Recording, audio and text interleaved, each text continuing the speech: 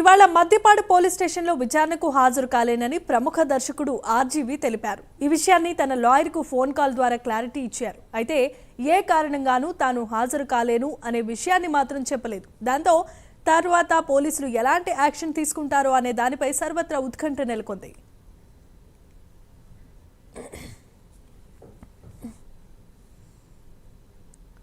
Social మీడియాలో అనుచిత పోస్టులు పెట్టారని రామ్ గోపాల్ వర్మపై మద్దిపాడు పిఎస్లో కేసు నమోదైన విషయం తెలిసిందే. వ్యూహం సినిమా ప్రమోషన్ సమయంలో చంద్రబాబు పవన్ను కించపరిచేలా పోస్టులు పెట్టారంటూ కంప్లైంట్స్ రావడంతో కేసు నమోదు చేశారు పోలీసులు. దాంతో ఇవాళ విచారణకు రావాల్సిందిగా ఆర్జీవీకి పోలీసులు నోటీసులను అందించారు. అయినా మూడవసారి సైతం విచారణకు ఆర్జీవీ డుమ్మా కొట్టాడు. ఇక ఇదే అంశానికి సంబంధించి మరిన్ని అప్డేట్స్ను అందించడానికి మా కరెస్పాండెంట్ శ్రీనివాస్ ఫోన్ ద్వారా సిద్ధంగా ఉన్నారు. శ్రీనివాస్, చెప్పండి.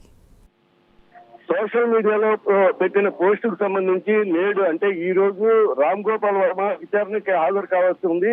కానీ గతంలో అంటే ఇప్పటికే ఈ నెల 19వ తేదీ విచారణకు రావాల్సిందిగా అప్పుడు వాయిదా కోరడం జరిగింది. మళ్ళీ ఈ రోజు అంటే ఈ రోజు 25వ తేదీ మళ్ళీ రెండో నోటీసు ఇచ్చినప్పటికీ ఈ రోజు కూడా రాలేనని చెప్పి దర్యాప్తు అధికారికి మెసేజ్ ద్వారా సమాచారం ఇవ్వటం, అలాగే వాళ్ళ లాయర్ నగరి కంట శ్రీనివాస్ ని పంపించి పిటిషన్ కూడా ఇవ్వనున్నట్లుగా తెలుస్తుంది. దీనికి సంబంధించి మామూలుగా చూస్తే ఇప్పటికే ఆర్జీబీ అనేది ఈ సోషల్ మీడియాలో పెట్టిన కేసుకు సంబంధించి ఆందోళన చెందుతున్నట్లుగా మనం భావించవలసిన పరిస్థితి. ఎందుకంటే గతంలో మొదటి నోటీసు ఇచ్చేటప్పుడు 19వ తారీఖు రావాల్సిందిగా పోలీసు వారు నోటీసు జారీ చేసినప్పుడు మొదటిగా హైకోర్టు ఆశ్రయించారు. ఈ విచారణలో అతన్ని అరెస్టుకు మినహాయింపు ఇవ్వాలని, అలాగే లేదా విచారణకి కొంత సమయం కావాలని చెప్పి ఆర్జీబీ అప్పట్లో కోరటం జరిగింది.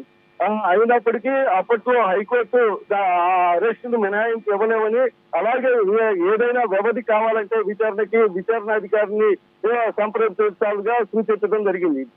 తదుపరి 19వ తేదీ అంటే విచారణకి ఈ నెల 19వ తేదీ రావాల్సిండగా అప్పుడు ఆయన దర్యాప్తు అధికారి అయిన శ్రీకాంత్ ని వారం రోజులు సమయం కావాలని కోరటంతో మరలా అంటే 25వ తేదీ ఈ రోజు అంటే 6 రోజుల వ్యవధి ఆయన దర్యాప్తు అధికారి ఇచ్చారు. 25వ తేదీ ఈ రోజు రావాల్సిందిగా ఆయన చెప్పడం జరిగింది. ఈ లోపు మళ్ళీ హైకోర్టులో బెయిల్ పిటిషన్ మూవ్ చేసినట్టుగా కూడా సమాచారం అందుతుంది. దీనికి సంబంధించి ఇప్పటి వరకు అంటే ఈయన ఆర్జీబీ విచారణకి రావాలంటే భయాందోళన చెందుతున్నారా శ్రీనివాస్ రైట్. ఇక ఈ నేపథ్యంలో ఇప్పుడే అందినటువంటి సమాచారం ప్రకారం చూస్తున్నట్లయితే ఒంగోలు పోలీస్ స్టేషన్ లో ఉన్నటువంటి అధికారులు ప్రముఖ దర్శకుడు ఆర్జీవీని అరెస్ట్ చేయడానికి ఆయన నివాసానికి చేరుకున్నట్లుగా తెలుస్తోంది. అరెస్ట్ చేయడానికి ఏమన్నా అవకాశాలు ఉన్నాయా? దీని ప్రకారం ఆర్జీవీ ఏ విధంగా తదుపరి కార్యాచరణ ఉండబోతోంది? అంటే ఇప్పటి వరకు ఏంటంటే మామూలుగా చట్ట ప్రకారం అయ్యే పని మొదటి నోటీసు, రెండో నోటీసు, మూడో నోటీసు వరకు ఒక వ్యక్తికి అవకాశం ఉంటుంది. అంటే విచారణ రాకపోయినట్లయితే మూడో నోటీసుకి అరెస్ట్ చేసే అవకాశం అనేది కంపల్సరీగా ఉంటుంది. కానీ ఇప్పుడు ఏంటంటే ఇప్పటి వరకు అంటే మొదటి నోటీస్ కి ఆయన విజిట్ చేయలేదు. అలాగే ఇప్పుడు రెండో నోటీస్ కూడా విజిట్ చేయకుండా అతను అనుమతి కోరకుండా అతను వాట్సాప్ సందేశం ఇవ్వటం, అలాగే వాళ్ళ లాయర్ ద్వారా సందేశం అనేది ఇవ్వటం అనేది దాని మీద పోలీసు వారు అరెస్ట్ చేయడానికి కూడా వాళ్ళకి హక్కులు ఉన్నాయి. అంటే వాళ్ళకి చట్టం అనేది ఉంది.